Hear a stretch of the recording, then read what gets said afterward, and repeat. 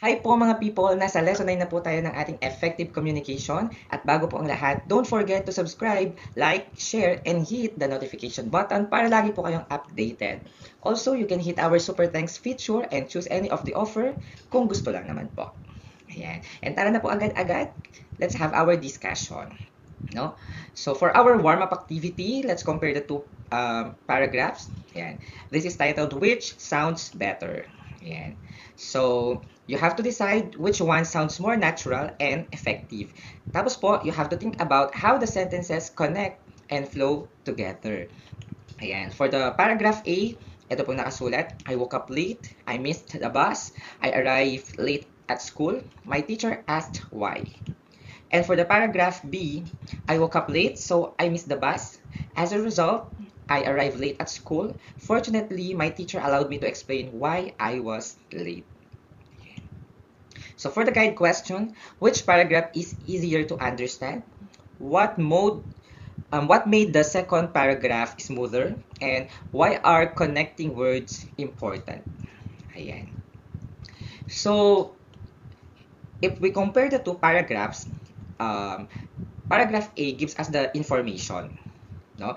But it sounds like someone is just listing events. Parang nag-enumerate lang siya one by one, di ba? Parang checklist lang. I woke up late, I missed the bus, I arrived late. Pero paragraph B feels smoother, no? Because it uses connecting words like yung so, as a result, fortunately, no? So these words help us understand how one event leads to another. Iisipin mo, like when you are having your own storytelling, di ba? So imagine, you're telling your friend, no, why you were late, di ba? If you just keep on saying one sentence after another without connecting them, medyo nakakalito, no? Ayan. Tapos, parang hindi siya kwento, no? Parang nag-enumerate ka nga lang, di ba? But when you say, yung paragraph B na, I woke up late, so I missed the bus, as a result, I arrived late at school. So, your story flows naturally ngayon, no? That's why, good communication isn't just about having your ideas. It's about connecting them smoothly. Ayun po yung purpose po. At ayun po yung magiging center ng ating discussion today. So our lesson is all about language and structure. Yeah. So good writing depends on strong language and clear structure. A well-structured piece makes the message easy to understand and compelling to follow. And a good structure, ayan, includes clear beginning, logical flow, supporting details, and effective conclusion po. No? So, sa mga nakaraan po nating videos, we already discussed that language is the collection of words and expressions, no? That we use to communicate our thoughts, our feelings, our ideas, ganyan, no? And structure naman, on the other hand, is the way how we organize those ideas so that they can make sense, di ba? Kasi kahit maganda ang vocabulary, our diction, or the choice of words, if our ideas are all over the place, sabi ko nga, flip-flop, sabog, diba? So, mahirapan pa rin yung ating mga audience, no, na mag-gets tayo or maintindihan. So, think of it like making a TikTok vlog or a YouTube video. Hindi ka naman basta magsasalta randomly, di ba? Usually, you have an intro, you present your main content, and finally, di ba, you come up with an ending. Ganon din sa communication. A clear beginning introduces your topic. Then, the body explains your ideas, di ba? Supports, argues, ayan, di ba? So, nandun lahat yun eh. And then, on the conclusion, you wrap up everything nicely, di ba? So, an organized communication makes a person or the communicator sound more confident and professional. Ganun po kahalaga ang language and structure. Let's talk about the transition and the cohesive devices kasi nga kanina pa natin pinabanggit, no? Sabi natin, to make our communication flows smoothly, we need this transition and cohesive devices. And anong ba itong mga to? Diba? So these are the words or phrases that connects ideas, sentences, and paragraphs. And together, they create unity and coherence throughout a piece of writing. Ayan. Ano ba yung purpose ng mga transition cohesive devices? Of course, meron silang mga purpose. One is to create smooth flow between ideas. Next is to show relationship between sentences. And then improve overall organization. Avoid choppy, disconnected writing. Guide readers through your argument. And of course, make writing more professional and polished. No? Yes. So, kumbaga, if we make an analogy, para magets natin ano ang role ng transition and cohesive devices, they are like the glue, no? Es pandikit, di ba? They holds up our message together, no? Without them, siguro our writing or our speech can sound broken, disconnected. Pakiisipin din ng iba na it's boring, 'di ba? Ang hirap sundan, kanina nga sabi natin 'yon, no? So parang you have to imagine also yourself na what if you are riding a train and then every station isn't connected. So hindi ka makakarating sa destination mo, no? That's exactly what happens when ideas are not connected, no? Words gaya ng because, gaya ng however, therefore, for example, for instance, no? Additionally, furthermore, yung mga ganyan, no? Those are helpful to guide our audience from one idea to the next. Kaya nga ang term na transition, 'di ba? Magkaroon ng smooth shift, 'di ba? From one idea to another. Yes, they make our communication smoother, easier to follow, and much more enjoyable to read or to listen to. Yes, ganun po yung purpose ng mga yan, no? So, ano ba yung mga types of transition devices, no? Nalaman na natin ano ang transition device. This time, ano yung mga examples niya or ano yung mga types niya, 'di ba? So, exploring the key categories of transition devices used to connect ideas can improve the flow of our writing, no? Ayan, so meron tayong transition devices that were used to add, to contrast, to compare, no? For the sequence of our events or ideas, to show cause and effect, ayan, to mention examples, and of course, to end or to conclude, our communication or conversation.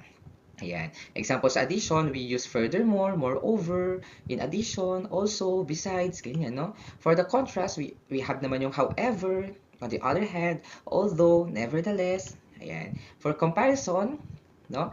Ayan. Pag contrast po, we look at the difference. Pag compare naman po, we look at the similarities. Kaya, similarly, likewise, in the same way. For the sequence, pagkakasunod-sunod naman yan, that's why procedural yung mga words like first, next, then, finally, afterwards, no? Ayan. Then, for the cause and effect, of course, nandiyan yung word na because, therefore, as a result, consequently, pwede rin yung so, no? Then, for example, syempre, nandiyan yung for example. We have, for instance, we have such as, including, no? And for the conclusion, of course, we use often yung word na in conclusion, overall, to summarize, to sum it up. Isipin natin na ang transition or these transition words are different apps sa ating cellphone, no? Ang bawat isa po sa kanila has different purpose, no? Kasi, for example, you wouldn't choose Google Maps, di ba, to edit photos, no?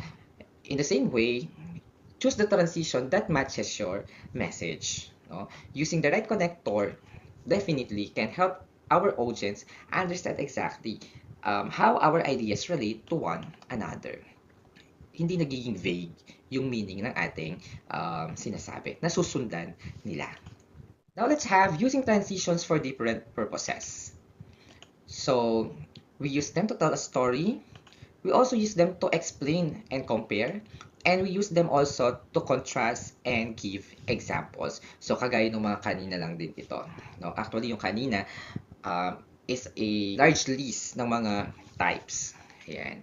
So, dito, mga purposes. Bakit natin naman sila gagamitin? Ayan, no?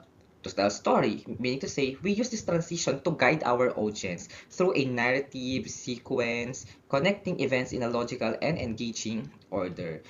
Pag to explain naman and compare, of course, we use this transition to clarify ideas, to break down concepts, and to highlight similarities or differences between the topics.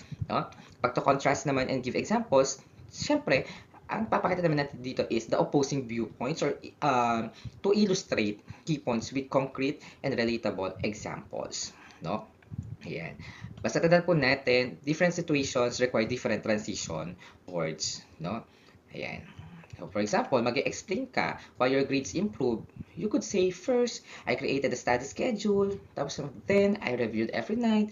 As a result, no, I became more confident during exams. See, ganun mag-work ang transition. Diba? They make the explanation easier to understand. They guide our audience step by step instead of making them guess how your ideas connect. Hindi sila na-overwhelm dun sa mga sinasabi nating mga ideas. Now, let's talk about cohesion in speaking and writing. Making ideas connect naturally so that your audience can follow your message with ease and clarity. Ayun po ang ibig sabihin po ng paggamit ng cohesion in speaking and writing. Ayan. So, good cohesion includes logical order, related ideas, clear pronoun references, mga antecedents, ganyan, di ba? Appropriate transition words, consistent topic, and of course, smooth flow between ideas. Ang cohesion po kasi, kahit pa ulit-ulit, it means we make our ideas connect naturally. So, yung mga audience natin, hindi sila magiget lost. Ang isang may cohesion or cohesive device na speech or essay, no? Definitely, makita mo doon yung logical order or yung sequencing, no? Ayan. Kahit na dumarami yung ideas, nag-stay pa rin siya na focus on one topic. Tapos, nagkakaroon siya ng mga clear references, and at the same time, nako-connect yung mga ideas through appropriate transition words. Alam niya na gagamitin niya ang similarly kasi commonalities ang pinapakita. Alam niya na gagamitin niya yung contrast kasi alam niya na differences in this paragraph ang kanyang focus. Alam niya na kailangan gamitin niya is, for example, or to illustrate kasi ang bibigay niya is a list of examples for this paragraph. No? Alam niya na ang gagamitin niya is first, next, then, kasi step by step pala or procedures pala ang ibibigay niya in this paragraph. Ganun po dapat, no? Kasi imagine natin, for example, you are binge watching a series, tapos suddenly, yung episode 2, di ba? Nag-iba bigla yung story niya. Hindi na siya ganun ka-related doon sa first episode, no? Nag-iba yung mga characters, nag-iba yung setting. Di ba mako-confuse ka? No? Ganun din ang nangyayari kapag ang communication natin lacks cohesion, no?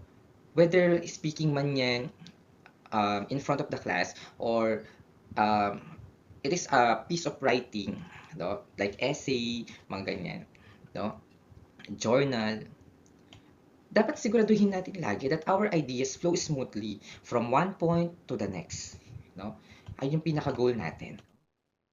Let's have organizing ideas effectively. Paano magagawa yan? Dapat alam natin yung mga common structures. No? Of course, pag gagawin natin is narrative, mean to say a story, there should be the beginning, the middle, and the ending. No? Kapag nag-explain naman tayo, we could begin with the topic. No? Ayan, ano muna yung topic? And then, provide details. And then, or pag sabi details, nandun na yung evidence, nandun na yung opinions, and then, of course, the conclusion, which is usually a wrap-up. No? Ayan, o kaya naman, your closing statement or argument. Pag opinion naman ang ating ibibigay, kumari, may, sa writing, may mga opinion writing tinatawag, like columns and editorials, di ba? Ayan, sa speaking, meron din tayong ganyan kapag sa mga debates. Of course, you have to present first your claim, tapos you substantiate it with your reasons, no? And providing evidences para mas strong yung claim mo, mas maging credible, no? Yung mga sasabihin mo. And then, your closing statement. And of course, kung nagre-report ka naman, di ba? Ayan, like for example, yan mga observation, mga case studies, mga research. Siyempre, you have your introduction, then present your findings, no? Ano ang naging resulta ng iyong pag-aaral, and then the summary. Minsan kasama pa yung recommendations, no? And your conclusions. Ayan. So, dapat alam natin yung mga structure so that nakakapag, convey tayo ng message na klaro. no? Kasi tandaan po natin, different communication tasks needs different structures, no? Kagaya niyan, iba yung kailangan ng narrative, iba yung kailangan ng explanation, iba yung kailangan din naman ng opinion, and of course, iba din yung kailangan ng reporting. Isipin natin na ang ano po, structure ay parang blueprint siya ng bahay. Before tayo mag-build ng bahay, kailangan muna natin ng plan, di ba? And the same goes for writing and speaking. Kaya nag-outline tayo, di ba? Ayan, nagbe-brainstorm ka muna ng ganyan before mo i-finalize yung draft mo. That's why may tinatawag tayo lagi pre-writing, di ba? Ayan. So, if our ideas from the start, no, hindi siya konektado, walang synchronization sa mga to, umpisa pa lang mawawala na yung mga audience natin, no? Kasi hindi nga nila tayo masundan, no? So they'll know exactly where your message is going and why it matters. Ganun kahalaga, no? Kung bakit natin kailangang gamitin or i-organize ang ating mga communication dealings. So ano ba yung mga common mistakes to avoid, no? Yan, in every communication. Siyempre, unang-una, we should avoid jumping from one idea to another without a clear connection. Kasi it disrupts the flow and confuse our audience. What else? Repeating the same transition word too often. Because it can make our writing feel monotonous and reduces its impact. Pangatlo, using unnecessary or filler words and inappropriate language can weaken our message. No? And of course, weak organization and mixing unrelated ideas makes it difficult for our readers to follow our argument or message. Lagi ko nga sinasabi to sa mga anak ko, minsan bakit nahihirapan kayong magsulat ng isang magandang article, ng isang magandang essay? Kasi may mga ideas kayo, naniniwala ko you have the ideas, no? Marami kayong mga ideas, ang problema, hindi nyo sila alam i-organize. Diba? Ayun yung problema doon. Paulit-ulit sila doon sa mga transition. Parang ayun lang ba yung alam nilang gamitin? Over and over, yun pa rin. Lagi na lang and, lagi na lang also, di ba? But, lagi na lang ganon. No? Tapos, may mga unnecessary details silang naisisingit. No? Parang out of nowhere. No? Parang minsan burst of emotions lang ba? Or talagang sinadya ba nila to mga ganito? No? Napapaisip minsan tayo na gano'n ito. Ayan. Parang sobrang bombarded nila ng ideas. Ang dami na gustong ikwento. Ngayon, hindi na nila mas maayos yung kanilang kwento. No? Ayan. So, kailangan matrain yung mga bata or even us, minsan kahit professionals na, di ba? When they, doon siguro sa speaking, minsan wala tayong problem doon. But in the manner of writing minsan, doon lumilitaw yung mga fault, di ba? Na parang, okay, ba't magulo yung kwento, saan napunta, mga ganyan, no? Ayan. So, dapat alam natin yung sarili natin pag nagsusulat tayo or nagsasalita tayo.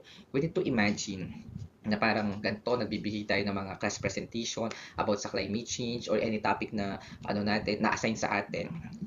Tapos bigla mong isisingit yung favorite K-drama mo, na wala namang connection. Di ba sana kung yung K-drama na pinanood mo, konektado siya doon sa climate change din, ayun yung parang paksa niya, good siya. Di ba? O, at least nagkaroon doon ng parang ano, di ba? Literary, literary analysis. Kinokonek natin yung mga isyong panlipunan, di ba? Ayan, kuwari, teenage pregnancy, tapos dun sa napanood mo, may teenage pregnancy din doon, connected siya. Pero kung biglang love story lang pala yung kukwento mo, tapos climate change, saan yung hustisya, di ba? So, your classmates would be confused kapag ganun, di ba? O hindi lang classmate mo, kung teacher ka, yung buong klase ang mako-confuse, di ba? Kaya nga minsan kapag di ba, nagtuturo, hindi naman okay lang naman na i-relate na siya sa mga real life experiences, pero wag namang napapasobra. Baka ang mangyari buong biography mo na pala yung na-i-discuss mo, di ba? Buong personal experience mo na pala, nakalimutan mo nang bumalik dun sa main topic. Mga ganong eksena ba, no? Always remember that we should stay focused on our topic and make sure every sentence na sasabihin natin or sulat natin supports our main idea. Matandaan po natin, remember, clarity is always better than sounding complicated. No? Kahit naman sa relasyon, mabuti na nagkakalinawan. No? Kaysa puro mixed signals yung ating natatanggap. No? Diba? ayaw natin sa mga status complicated. Ganun din dapat sa communication. Let's talk about the real life applications, no, ng mga cohesive devices. So, pwede po natin gamitin sa mga essays, pag magtatalumpati tayo or speech, no? Ayan, pag magre-report tayo ng results ng mga ginawa nating experiments, studies, no? Ayan, pag mag-share tayo ng mga stories, magna-narrate in front, ayan, no? Ayan, pwedeng yung mga real life, pwede namang mga fictional. Pag magpo-post tayo ng mga vlogs, no? Ayan, iba yung vlogs po sa vlog, no? Pag vlogs, mga video yon. Pag mga vlogs, mga written, ano yun, post. Mga creating presentations, ganyan, no? And writing emails. Ayan. Parang sa email na lang yata tayo may nagiging formal, no? Ayan, kasi kapag sa mga chat-chat, yung writing natin, kita talaga natin yung effect ng ano no ng technology. Super slang, super shorten yung mga messages natin. Walang punctuation, walang organization, walang cohesion, 'di ba? Ayan, parang how we speak in everyday ano or casually, ganun din tayo nag-chat, nagme-message, no? Pero kasi transition and cohesive devices, hindi lang po sila sa mga English class po, no? Even in Filipino, even sa iba pang mga subjects, mainam na ganon yung nagiging practice natin, no? We use them, no? Hindi lang sa mga writing, hindi lang rin sa mga speaking. We use them both, no? Kaso hindi lang tayo kasi nasasanay o hindi lang nasasanay yung karamihan sa atin. That's why pag gagamitin nila yun na-awkward sila, especially the generation ngayon, no? Ayan. Pero sabi nga kasi 'di ba, not because hindi ginagawa yun ng iba, mali na yun. And not because ganito ang ginagawa ng karamihan, ayun na yung tama, no? Ayan. Isipin rin natin, like for example, mag-share tayo ng mga travel experience natin sabihin na natin sa online, o para mas maano, mas relatable sa Facebook kasi doon naman talaga nagbababad yung mga tao, di ba? Or in TikTok, ganyan. So instead of saying, we arrived, we ate, we went home, pwede naman sabihin, first, we explored the city, then, we tried the local food, di ba? Finally, we watched the sunset before going home. Di ba parang mas engaging yung isa kasi parang yung pagkakakwento niya is parang feel na feel, full of emotion. Di ba? Nagkakaroon ng intensity. Hindi yung kagaya kanina na nagdista lang siya. Di ba? Smooth communication po helps people enjoy and understand your message. No, hindi kailangan bullet type lagi yung mga sinasabi natin. No, ayan na parang naka-prompt lang tayo. Make it humanized. So let's talk about the key takeaways. No, ano ba yung mga natutunan natin dito? Siyempre we have language is the foundation of all communication. It conveys ideas, emotions, and meaning clearly to our audience. And the structure naman, it organizes ideas logically. And tandaan po natin, a well-structured message guides our audience from one point to another. And then for the transition devices, these are the devices that connect ideas smoothly. They create the flow and they help the audience follow our message without confusion. And para sa cohesion naman, no, this helps us improves our understanding, no? Kasi naniwala po tayo that effective communication depends on clear organization and well-connected ideas throughout, no? Ayan po. So, kailangan iset po natin sa utak natin na the structure, the language, the transition words or transition device na tinatawag natin, they work together to create clear, organized, and meaningful impact po, no, sa ating communication. Pag hindi po organized yung ating sinasabi, hindi smooth yung pagkakalatag, kahit pa yung mga brilliant ideas natin, pwede silang maging confusing, no? So, in writing man yan, in speaking man yan, pakikipag-chat with our friends, pag-create ng mga online content, always think about how our ideas are connected. Kasi the goal is not just to speak or write, to express ideas. Ang goal po is to help our audience easily understand our message. Because great communicators make complicated ideas feel simple. So let's have this final thought. Sabi dito, great communication is like a well-built bridge. Every idea is connected, every message has direction, and every listener can follow the journey from beginning to end. Yes, imagine po natin ang isang bridge or isang tulay with missing parts. Kahit gusto mong tumawid, hindi mo magagawa because the path is incomplete. No? Ganun rin po sa communication. It works the same way. Every sentence, idea, and transition, no, they serve as part of the bridge, connecting our thoughts to our audience. No? Ayan. So, ibig sabihin din po nito, the stronger our connections between ideas, the stronger our communication becomes. So, always build bridges, not barriers when sharing our thoughts. That's a wrap, mga besh, mga people. Thank you so much for joining today's lesson. I hope you discovered that effective communication isn't just about having good ideas. It's about organizing them well and connecting them smoothly para po sa ating mga audience. No? At tandaan po natin lagi, great communicators don't simply talk or write more, they communicate more clearly. No? Ayan. Hindi po ito paramihan ng salita or ideas.